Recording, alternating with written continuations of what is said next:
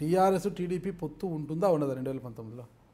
100% టీఆర్ఎస్తో పొత్తు ఉండే ప్రసక్తే ఉండదు. ఒకవేళ టీఆర్ఎస్తో టీడీపీ ఎట్లా ఉంటుందండి? ఇప్పుడు ఆంధ్ర వాళ్ళను నోటికొచ్చినట్టు మాట్లాడి తెలంగాణలో తెలుగుదేశం పార్టీని లేకుండా చేస్తా అని చెప్పినటువంటి వ్యక్తితోని పొత్తు ఎట్లా పెట్టుకుంటాం?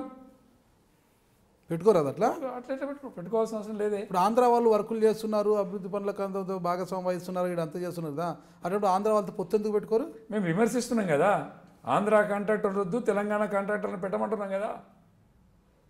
మనోడు పెద్దోడు కావద్దా? మనోడు ఎదిగొద్దా? సరే, మీకు వ్యతిరేకంగా చంద్రబాబు నాయుడు గారు నిర్ణయం తీసుకుంటే మా అందరి అభిప్రాయం వింటాడని నమ్మకం మాకుంది. తీసుకుంటే ఏం చేస్తారు? తీసుకోడు అంటున్నాం కదా. తీసుకుంటే కాంగ్రెస్లోకి వెళ్ళిపోతారు మీరు కూడా రేవంత్ రెడ్డి గారు వెంట? తీసుకోడు అనేటువంటి నమ్మకం ఉంది. కేసీఆర్ గారిని ఓడించడానికి నా ఆలోచన, ఆయన్ని ఓడించడానికి తెలంగాణ రాష్ట్రానికి పట్టినటువంటి నియంత పరిపాలనకు చర్మగీతం పాడడానికి, ఈ రాక్షస పరిపాలనకు చర్మగీతం పాడడానికి, తెలంగాణ తల్లిని విముక్తి చేసడానికి నా పాలసీలో నా పంతాలో నేను పోతా.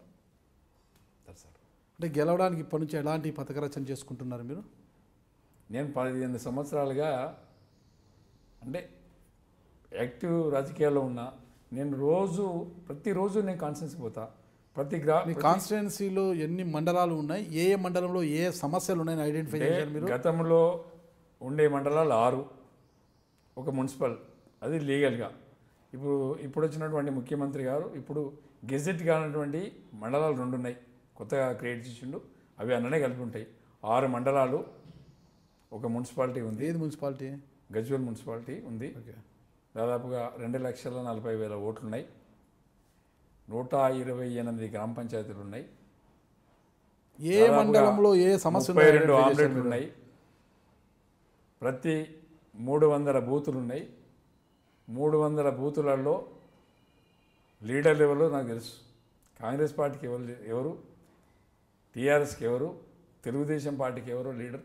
ప్రతాప్ రెడ్డి గారు మంచి మేధావులని అందరికీ తెలుసు. అంత లేనిది కేసీఆర్ గారి మీద పోటీ చేయరు. ఇక్కడ అది కాదు, మొత్తం 6 మండలాలలో ఏ మండలంలో ఏ సమస్య ఉంది, మీరు ఒకవేళ ఎమ్మెల్యే అయితే ఆ సమస్యల పరిష్కారం ఏం చేస్తారు?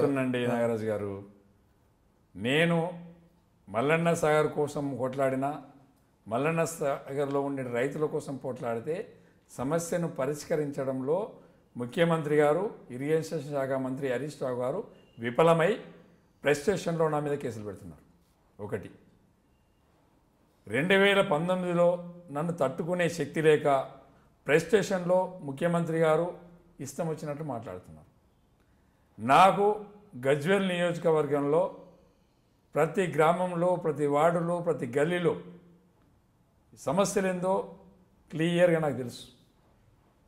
ఏ ఊళ్ళో ఏ రైతుకు పెంకుటిల్లు ఉంది, ఏ రైతుకు ఆర్సీసీ బిల్డింగ్ ఉంది, ఏ రైతు ఆర్థిక పరిస్థితులు ఏంటి, ఈ నియోజకవర్గంలో ఎంతమంది వ్యాపారవేత్తలు ఉన్నారు, ఎవరు చేసే వ్యాపారాలు ఏంటి, గదంత ఎందుకండి.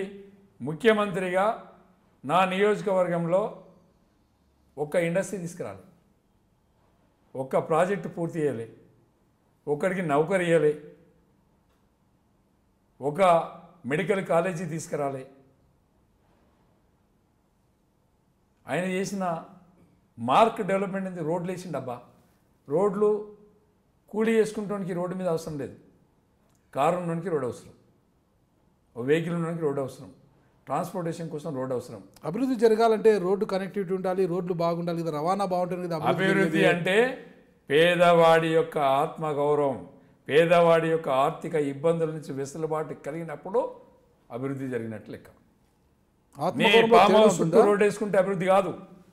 నువ్వు 2 గ్రామాలలో బిల్డింగ్లు కడితే అభివృద్ధి కాదు. నీకు చిత్తశుద్ధి ఉంటే నీ నియోజకవర్గంలో 128 గ్రామాలలో ఎర్రవల్లి, నరసన్నపేట మాదిరిగా ఏ విధంగా డబుల్ బెడ్రూమ్ ఇల్లు కట్టించినవో మరి అన్ని గ్రామాలలో కట్టిస్తే మీరు వాళ్ళందరినీ ఓట్లు వేయలేదా?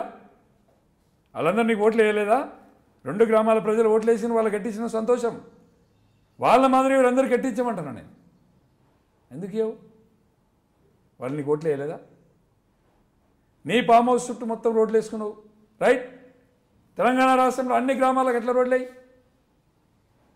అన్ని నియోజకవర్గాలకి. రాజు అనేవాడు రాజ్యంలో ఉండే ప్రతి పేదవాడి కోసం ఆలోచించేవాడు నాయకుడు. నీ కోసం, నీ ఇల్లు కోసం, నీ ప్రగతి భవన్ కోసం, నీ ఫామ్ హౌస్ కోసం ఆలోచించేవాడు నాయకుడు కాడు అని చెప్పి నేను గట్టిగా చెప్తున్నా. 2019లో నేను గజ్వేల్లో గెలవడానికి నాకున్నటువంటి అనుభవాన్ని, నేను 2 సార్లు ఓడినా, 3ఓసారి గెలవడానికి మా గజ్వేల్ ప్రజలలో ప్రతాప్ పేదోడు, పాపం 2 సార్లు ఓడిపోయిండు, ప్రజల కోసం ఆస్తులని త్యాగం చేసిండు, ఈసారి ఒకసారి ఓటేయాలి అనే దానిలో ప్రతి వ్యక్తి, ప్రతి రైతు, ప్రతి యువకుడు, ప్రతి విద్యార్థి, ప్రతి రైతు కూలి నా కోసం ఓటు వేయడానికి సిద్ధంగా ఉన్నారు. ఇవాళ మీరు పోయి రేపు సర్వే చేసుకోండి, ఎవరిని పలకరించినా ప్రతాప్కు ఈసారి ఓటేస్తామని చెప్తారు. మరి ఓడిపోతే 2019లో ఈ ఒత్తిళ్లు ఇవి తట్టుకొని కానీ ఇలాగే ఆయన ఉంటారా? రాజకీయాల నుంచి దూరం అయిపోతారా? అంటే కేసీఆర్ గారు ఒక 100 కోట్లు పెట్టి గ్రామానికి 1 కోటి రూపాయలు ఖర్చు పెట్టి అందరి నాయకులను కొనియాలన్నటువంటి ఆలోచనతోని ఉన్నాడు. అదేవిధంగా ఇంకా కేసులు పెట్టి భయానక వాతావరణం క్రియేట్ చేయాలన్నటువంటి ఆలోచనతో కేసీఆర్ గారు ఉన్నారు. నేను జైల్లో ఉన్నా గెలుస్తా, అంతే. జైల్లో ఉండి నామినేషన్ ఇచ్చినా గెలుస్తా.